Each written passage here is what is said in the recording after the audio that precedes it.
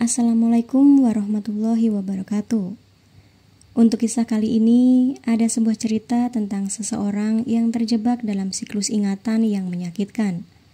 Setiap suara keras, setiap bayangan samar, seolah menariknya kembali ke masa lalu yang ingin ia lupakan. Kilatan cahaya dari lampu jalan malam itu mengingatkannya pada malam ketika hidupnya berubah selamanya. Daripada penasaran, langsung saja ke ceritanya. Bayangan di balik cahaya. Mereka bilang waktu bisa menyembuhkan luka. Tapi bagi Nadira, waktu justru memperjelas detail-detail menyakitkan dalam ingatannya.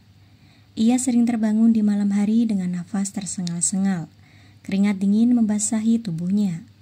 Dalam mimpi buruknya, ia kembali berada di lorong sempit, dikejar bayangan tanpa wajah, mendengar suara teriakan yang tak pernah bisa ia tolong. Psikolognya, Dr. Arif, selalu mengingatkan bahwa menghadapi trauma adalah sebuah perjalanan. Bukan sekadar melupakan, melainkan menerima. Luka itu ada, Nadira, tapi bukan berarti kau harus hidup di dalamnya selamanya, katanya dalam sesi terapi terakhir. Namun, bagaimana cara keluar dari kegelapan jika bahkan cahaya sekalipun terasa menakutkan? Nadira menghabiskan sebagian besar waktunya di kamar rumah sakit, hanya keluar jika diperlukan. Ia takut bertemu orang lain, takut suara-suara di luar akan membangkitkan ingatan buruk. Dalam ruangannya, ia merasa aman meskipun sunyi itu sendiri juga sering membuatnya tersiksa. Suatu malam, ia duduk di kursi dekat jendela, memperhatikan butiran hujan yang turun deras. Ia memejamkan mata, mencoba menenangkan pikirannya. Namun dalam sekejap ingatan itu datang lagi. Lampu-lampu jalan yang berkedip-kedip, bau asap kendaraan, suara jeritan yang menggema. Dadanya mulai sesak, nafasnya pendek-pendek. Ia mencengkeram dadanya, berusaha mengendalikan dirinya sendiri. Ini hanya ingatan, bukan kenyataan. Ia mengulang kata-kata itu dalam kepalanya, seperti mantra yang berusaha menenangkannya. Hari itu, Nadira mencoba sesuatu yang berbeda.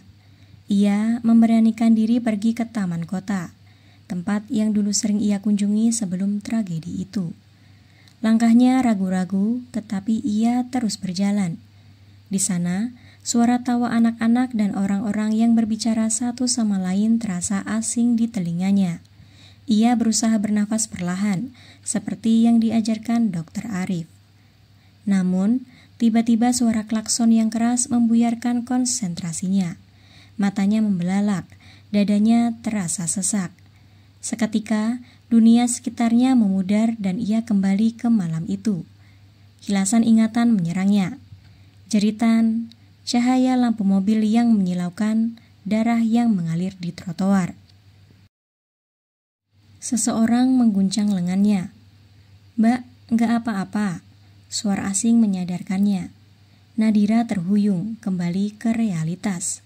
Ia mengangguk lemah dan segera pergi dari tempat itu, menyadari bahwa perjalanan menuju pemulihan masih panjang. Di rumah sakit, Dr. Arif memperhatikannya dengan penuh empati. "Itu kemajuan, Nadira. Kau mencoba menghadapi ketakutanmu. Ini tidak mudah dan kau berhasil melakukannya." Nadira menggigit bibirnya. "Tapi aku merasa gagal. Aku malah panik." Dr. Arif tersenyum lembut. "Gagal itu jika kau berhenti mencoba. Hari ini kau mencoba, dan itu berarti kau sudah melangkah lebih jauh dari kemarin." Nadira mulai mengerti bahwa pemulihan bukan tentang kesempurnaan, melainkan keberanian untuk mencoba lagi meskipun terasa sulit. Beberapa minggu kemudian, sesuatu berubah dalam dirinya. Ia mulai menulis jurnal, mencatat setiap pemicu dan reaksinya. Ia belajar mengenali ketakutannya tanpa lari. Suatu hari, ia kembali ke taman. Kali ini, ia duduk lebih lama. Tidak ada kilasan memori yang menyerangnya. Ada kegelisahan, tapi tidak seperti sebelumnya. Saat matahari mulai tenggelam, ia menyadari bahwa meski bayangan tetap ada, cahaya juga mulai masuk ke dalam hidupnya lagi. Suatu malam, ia mencoba hal lain yang lebih menantang. Ia pergi ke tempat di mana kejadian traumatis itu terjadi. Dengan langkah perlahan, ia mendekati area itu. Jantungnya berdebar kencang, tangannya gemetar. Namun, ia tetap melangkah. Ia berdiri di sana, menghadap tempat yang selama ini ia hindari. Nafasnya berat, tetapi ia tidak lari. Ia menutup mata dan membiarkan dirinya merasakan kesedihan yang selama ini ia pendam. Ia menangis, tetapi tangis itu bukan tangis ketakutan, melainkan pelepasan.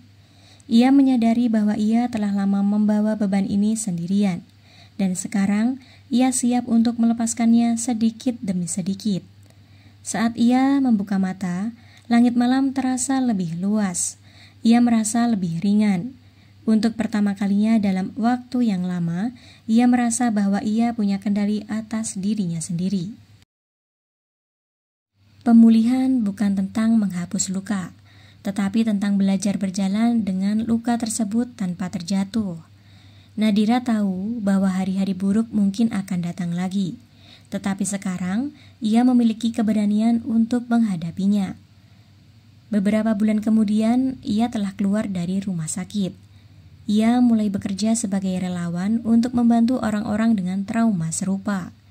Ia berbicara dengan mereka, mendengarkan kisah mereka, dan berbagi perjalanannya sendiri. Ia tahu bahwa masih ada banyak tantangan ke depan, tetapi ia tidak lagi takut. Di jendela kamarnya, ia menatap langit malam yang penuh bintang. Kali ini, ia tidak hanya melihat bayangan, tetapi juga cahaya di antara kegelapan, dan itu sudah lebih dari cukup.